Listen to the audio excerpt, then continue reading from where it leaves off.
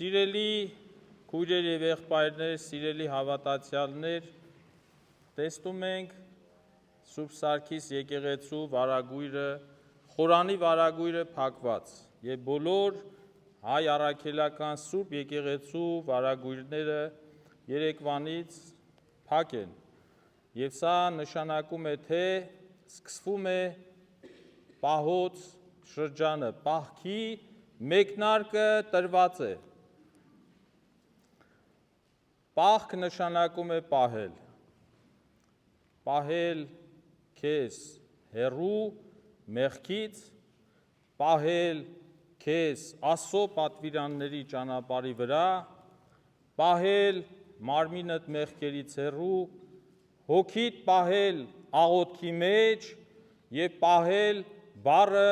շատ կարևոր է դառնում մեզ համար։ Ինչ պիտի պահենք, ինչու պիտի պահենք, եւ այս ամենի մասին հանգրվան առ հանգրվան ամբողջ պահոց կիրակիները, այս որ կոչվում է այս կիրակի բուն բարեկենդան, հաջորդ մյուս կիրակիները այն բոլոր պահեցողության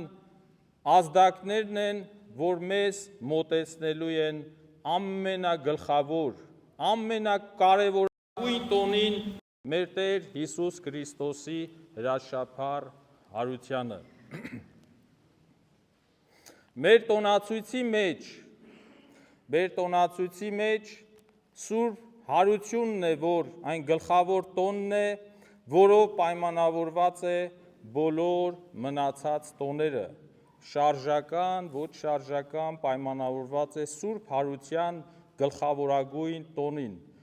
Եվ Սուրբ հարության տոնը Քրիստոսի հրաշափառ հարությունը, եթե մի բառով նկարագրենք, այն մեղքն է, որով կախված է ամբողջ մեր հավատքը, դավանությունը, մեր ամեն բանը։ Եվ Պողոս առաքյալն է ասում, եթե չենք հավատում, որ Քրիստոս մեռելներից հարություն է առել, զուր է մեր հավատքը, իզուր ենք հավատում։ Ահա այսօրվանից ճանապարհորդում ենք դեպի Հիսուս Քրիստոսի հարությանը արժանավորապես դիմավորելու համար եւ այսօրվա մեր ընթերցումը Պողոս առաքյալի նամակից է ուղված հռոմեացիներին, ուր առաքյալը ասում է բոլորիս, այսօր խոսում է Պողոսը մեզ ասելով. հավատի մեջ տկարացածին ընդունեք, երկմիտ տարակուսանքով մի ընդունեք։ Մեկը հավատում է, թե կարելի է ուտել ամեն բան, իսկ ով որ տկար է հավատի մեջ, բանջարեղեն է ուտում, եւ ով ուտում է, թող չար համարի նրան, ով չի ուտում, իսկ ով չի ուտում, թող չդատի նրան, ով ուտում է, քանզի Աստված նրան ընդունեց։ Դու ով ես, որ դատում ես ուրիշին, նա կանգուն լինի թե ընկած, իր տիրոջ համար է, բայց նա կկանգնի, որովհետև կարող է Տերը նրան կանգուն պահել։ Մեկը բարձր է դասում օրը օրից, իսկ մյուսը բոլոր օրերը հավասար, յուրաքանչյուր ողջ թող շարժվի, ինչպես ինքն է դա ընդունում։ Ով օրվա վրա է կենտրոնանում, Տիրոջ համար է անում այդ։ Ով որ օրվա վրա չի կենտրոնանում, որ ուշք չի դնում, եւ ով ուտում է Տիրոջ համար է ուտում, եւ գոհություն է հայտնում Աստծուն, եւ ով չի ուտում, Տիրոջ համար չի ուտում, եւ գոհություն է հայտնում Աստծուն, արդարև։ Մեզանից ոչ ոք իր համար չի ապրում, եւ իր համար չի մեռնում, եթե ապրում ենք, Տիրոջ համար ենք ապրում, եթե մեռնում ենք էլ, Տիրոջ համար ենք մեռնում, եւ արդ ապրենք, թե մեռնենք, Տիրոջն ենք, քանզի այս բանի համար իսկ Քրիստոս մեռավ ու հարություն առավ, որպեսզի մեռելներին եւ կենդանիներին հավատանք այսպես։ Սիրելիներ, բուն բարեկենդան է այսօր, բարեկենդան նշանակում է բարի կենդանություն։ Մենք եթե թերթում ենք 5 կտակարանի առաջին էջերը, երբ որ Աստված ոչ մի բանից ստեղծեց աշխարհը, եւ ինչ որ ստեղծեց, հիշում եք, ասեց սա բարի է, ստեղծեց լույսը, ասեց սա բարի է, ստեղծեց աշխարհը, ասեց բարի է, ստեղծեց մարդուն, ասեց սա բարի է, եւ ամեն ստեղծագործություն Աստված կնքեց բարությամբ եւ մենք երբեմն մեզ դիմացինին, երբ որ նույնիսկ կենացներ, ուրախության բաժակներ ենք իրար հպում, ասում են կենացդ, կյանքդ բարի լինի, բարի կենդանություն։ Հիմա ստեղծված մարդը Աստծո կողմից Ադամ եւ Եվան աստվածային դրախտում էին ապրում։ Ասել է թե մարդը կենդանի շփում ուներ Աստծո հետ։ Ադամը դրախտում խոսում էր Աստծո հետ, Աստված նրա հետ։ Եվ այս կապը ընդհատվեց այն պահին, երբ որ ինչպես որ քարոզի սկզբում ասեցի, Ադամը չպահեց Աստծո պատվիրանը, այսինքն թե մեղանչեց։ Եթե մենք ինչ որ մեղքի մեջ ենք, ինչ որ մեղք ենք գործում հանցանք, որը այս գիրքը դատապարտում է Սուրբ Գիրքը, այսինքն թե պատվիրանազանց ենք լինում, չենք պահում Աստծո խոսքը, արժանանում ենք Աստծո մեղադրանքին եւ Աստված երես է թեքում մեզանից։ Մեղքը անջրպետ է դառնում մեր եւ Տիրոջ հարաբերության մեջ, այսինքն թե մեր որոշմամբ, մեղքի կատարմամբ մենք հեռանում ենք Տիրոջից, ոչ թե Աստված հեռացավ մեզանից, այլ մենք ինքնակամ ընտրեցինք մեղքի ճանապարհը։ Հիմա, երբ որ Աստվածաշնչի լույսով ենք նայում մեղքի կամ Աստծո այդ հարաբերությունները, մարդ-Աստված հարաբերությունները, որ մեղքով դրախտի մեջ ընդհատվեց, հիմա Աստված Ադամին ստեղծել էր անմահ։ Ադամը չուներ ցավ,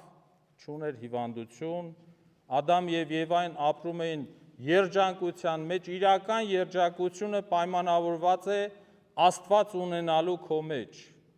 Եթե դու ունես Աստված քո մեջ, իրական երջանկությունը սկիզբն է քո կյանքի։ Հիմա այս երկուս Ադամ եւ Եվան մեր նախածնողները ունեին իրական տևական երջանկություն եւ բարի էին ստեղծված եւ բարություն էր ամեն բան, մինչեւ այն պահը, երբ որ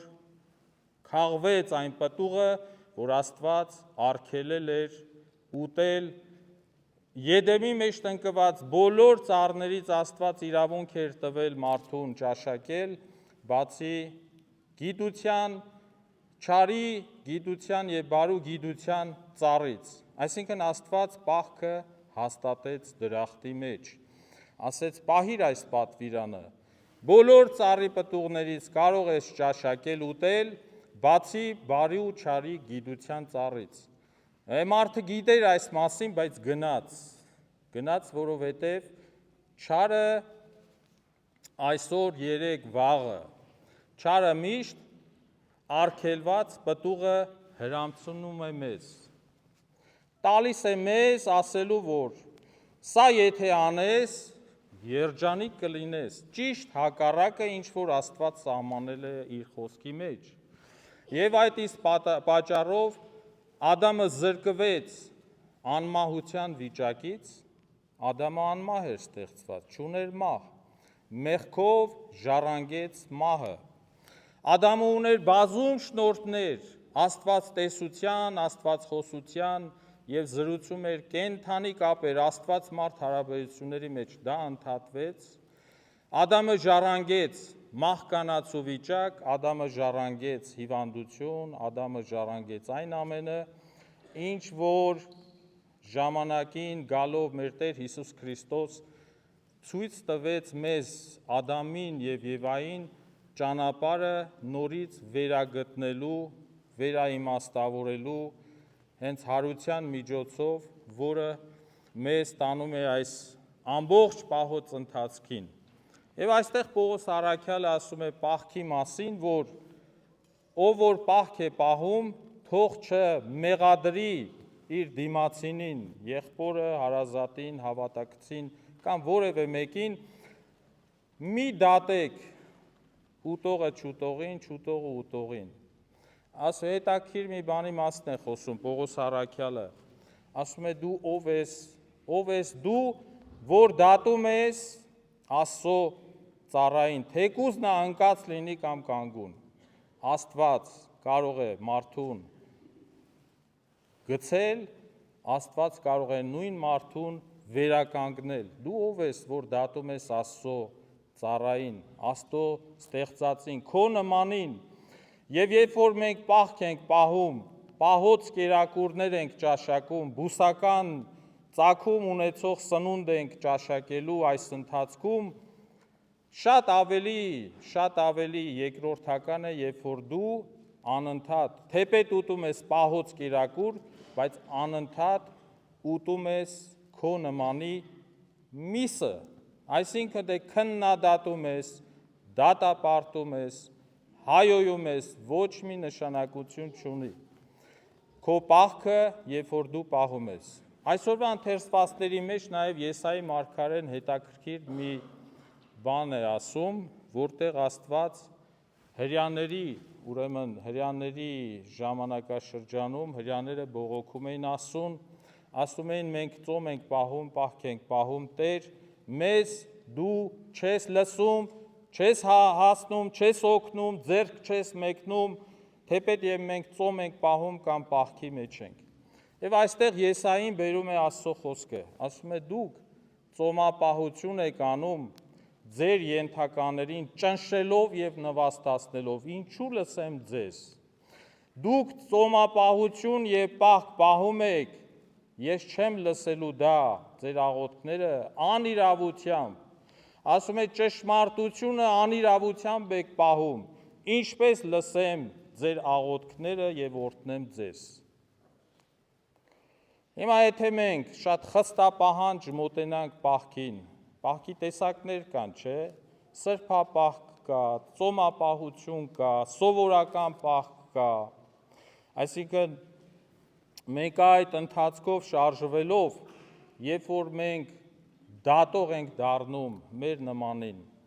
չարակամ ենք դառնում մեր նմանին, երբ որ մենք անիծաբանությամբ ենք զբաղվում, տրտմությամբ, դժգոհությամբ, այն բոլոր մեղքերով մեր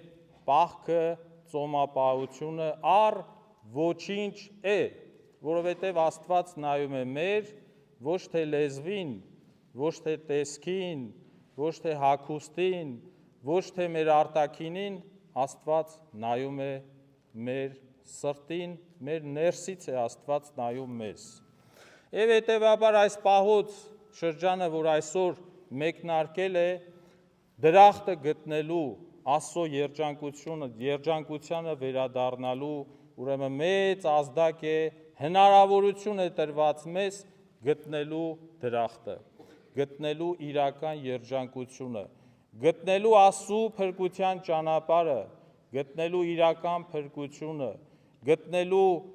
հարության Հիսուսին, որին փառք հավիտյանս հավիտենից, ամեն։